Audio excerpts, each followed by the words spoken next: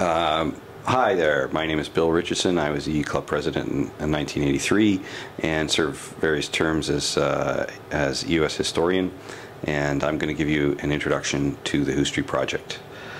This is a project that started long ago. In fact, it was started in the 50s with the slipstick. That was the first attempt to document the history of the U.S., and we're trying to continue that tradition on into the 21st century with media that we have.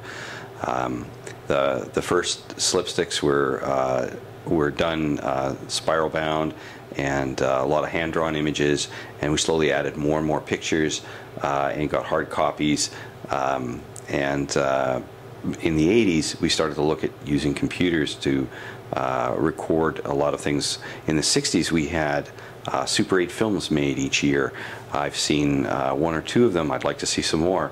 There's a lot of pictures that were taken, a lot that didn't go into the slipsticks, a lot that you have as your own personal photographs, and we'd love to see those as well. When we started this project started as a wiki several years ago. Myself and a number of other old EUS hacks got together, and we decided that every time we got together we told war stories, and we really needed to preserve those stories so that future generations would know about it. And it particularly came to a head when the UBC was scanned and put online, and then we could search our own names and find out what the UBC had said about us way back when. And we realized that if we didn't write our own history, that someone would write it for us, and we'd be stuck with the UBC version. So this is our attempt to make sure that our stories, the way we remember them, are saved and recorded. So we approached the faculty, and they gave us space and computer time to do a wiki. So a wiki is a collaborative computer program that allows many people to contribute together. You've probably heard of Wikipedia. This is the same exact program, and the idea is to have everybody contribute their stories instead of having just one person do all the writing, because otherwise it would take way too long. And it's been pretty successful so far. So on the screen behind me you can see the main page of the website. The easy way to get there is to go to EUS-story.com, and that will jump you to this site, which is a little bit more complicated, but we have a direct link from there. And this front page gets you to all the information fairly quickly. It's the information that's in the site is separated into two basic types, by topic and by year. The topics are very broad categories of the type of information that's in the site. Very popular one is this one here called stunts. If you click on there, you'll see we've further categorized the stunts into the wars between the faculties, putting things where they don't belong, removing things that shouldn't be taken.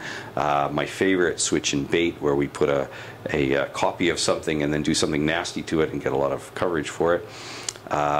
Stunts specifically for charity, and then little wackier stuff, mayhem, and things we can't categorize, which we just call pranks. Like I said, these are fairly popular reading, by no means complete, lots of things to add to this. And then we have content by year. You could think of this as electronic slipstick. Each year has its own listing. Let me just go to one here. This, for instance, is the listing for 1965. President was Steve Whitelaw. Lists all of the council, ex officios, and club presidents. So this is basically the kind of information that's in the slipstick. We would also like to get the pictures from the slipstick in here as well. And to that end, we are starting a slipstick scanning project. There's an agreement between UBC Archives, the EUS, and the alumni to go forward with this project this summer. So we hope to have a lot more slipstick content in this part of the website. Now you can also see that there's a list of stunts here, for instance, these are the same stunts that are listed in the stunt listing, and they're cross-referenced. So here's a particularly good one, Kim Campbell in a Tree. This is a very short article. It was submitted by email, in fact, so you don't have to be able to put stuff in the wiki. You can just email it in, and we'll post it for you. This was sent by Al Purdy, and he made a few comments about Kim Campbell and Steve Whitelaw. And for reference, there's the UBC article about this particular event reference at the bottom, and there it is. And you can see our future Prime Minister sitting up in a tree, being watched carefully by Steve Whitelaw. And the title says "Chivalry Thicker Than Water." And I believe there was some controversy, and I believe that if you were to ask Steve, he could probably tell you the real story.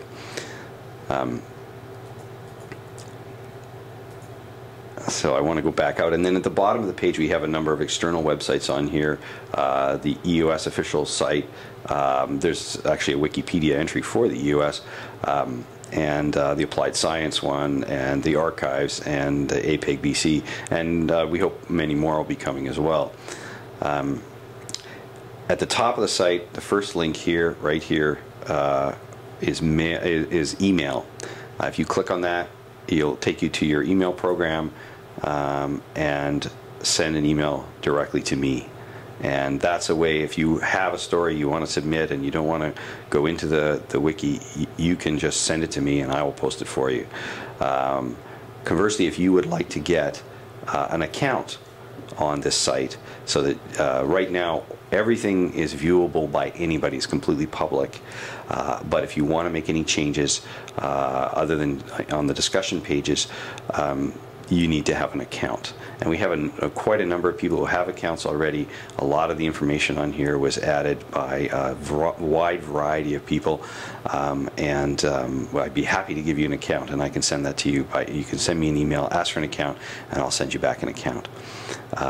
We really are looking forward to having your input here, your stories, your photos. Please send me photos. We've had people send things to me via the Royal Mail, and clippings, photos, and memorabilia, all kinds of stuff.